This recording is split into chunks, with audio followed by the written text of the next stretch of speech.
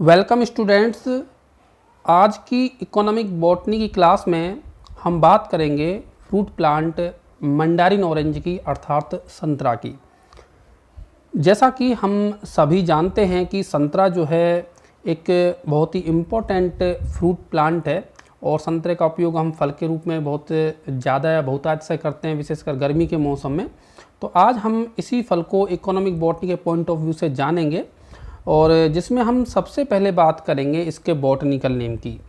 तो संतरा के अगर हम बॉटनिकल नेम की बात करें तो इसका बॉटनिकल नेम होता है सिट्रस रेटिकुलाटा। सिट्रस रेटिकुलाटा होता है। इसके अलावा जो है सिट्रस ओरेंटियम भी जो है इसका बॉटनिकल नेम होता है। अगर हम इसके फैमिली की बात करें, कुल की बात करें, तो इसकी जो फैमिली है वो है रूटेसी।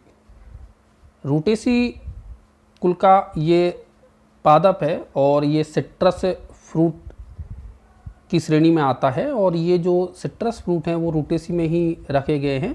और इन सभी सिट्रस फ्रूट्स में से अगर सबसे ज़्यादा काम में लिए जाने वाला अगर कोई फल है तो वो संतरा ही है, जिसको बहुत ही प्रमुखता से काम में लिया जाता है।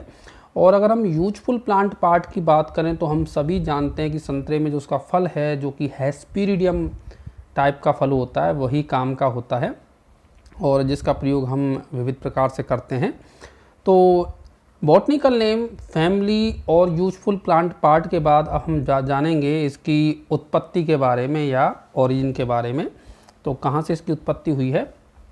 तो अगर हम उत्पत्ति की बात करें तो इसकी जो उत्पत्ति है वो मानी जाती है साउथ चीन से या साउथ चाइना से जो है इसकी उत्पत्ति मानी जाती है, अर्थात दक्षिणी चीन क्षेत्र का ये पादप है। हालांकि कुछ साइंटिस्ट जापान और वियतनाम और चीन के जो आसपास का क्षेत्र है उससे भी जो है इसकी उत्पत्ति बताते हैं, लेकिन अधिकांश जो है इसकी उत्पत्ति दक्षिणी चीन से मानते हैं।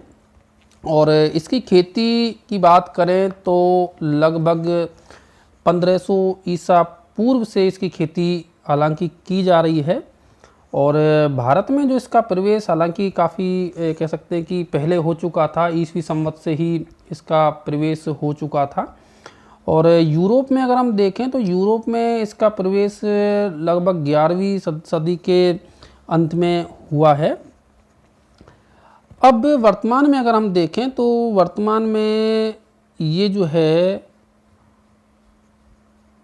विश्व में लगभग जो ट्रॉपिकल जो क्षेत्र हैं और इसके अलावा जो सब ट्रॉपिकल क्षेत्र हैं उनमें सभी में उगाया जाता है, चाहे वो यूनाइटेड स्टेट हो, दक्षिणी यूरोप हो, ब्राज़ील है, चाहे वो नॉर्थ और साउथ अफ्रीका है।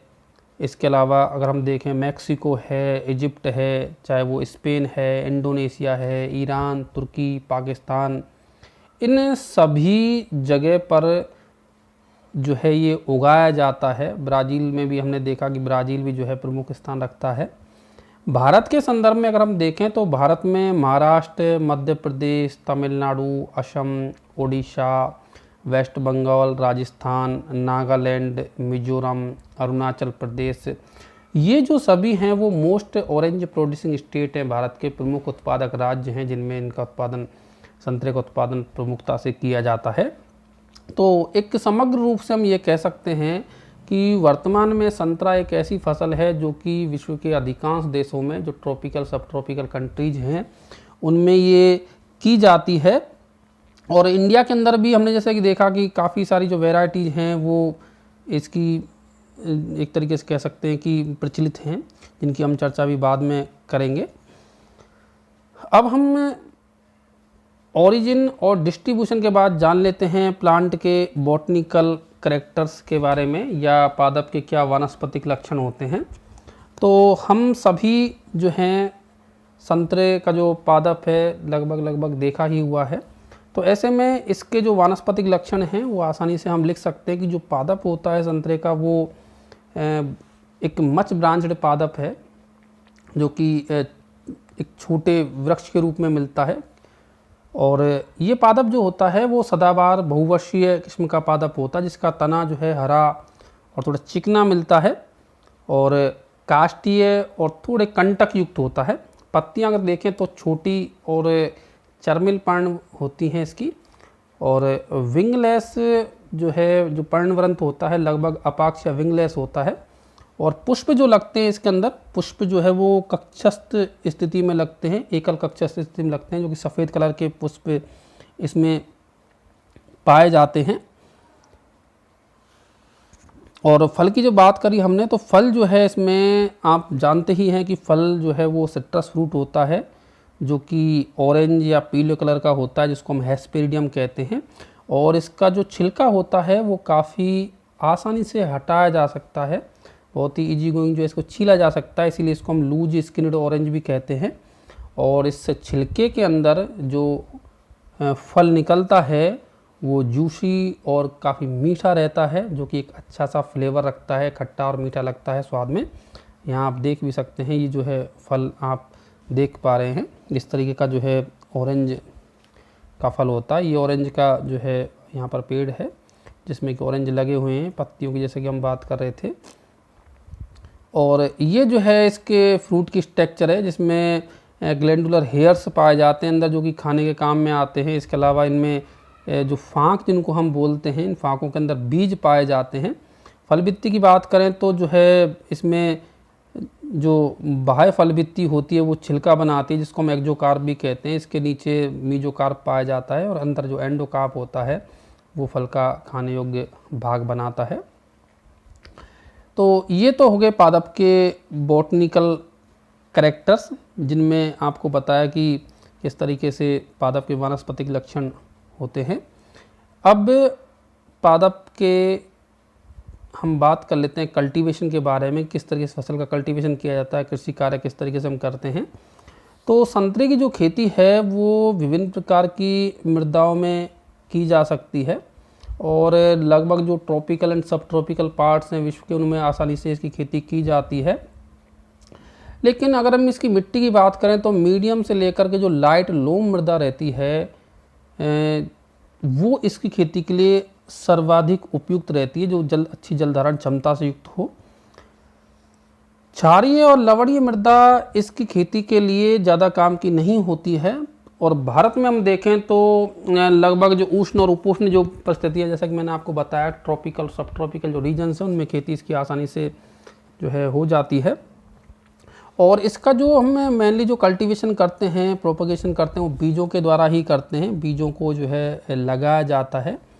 और हालांकि कुछ किस्में ऐसी हैं जिनको बड ग्राफ्टिंग के द्वारा भी हम लगाते हैं या प्रवर्धन करते हैं।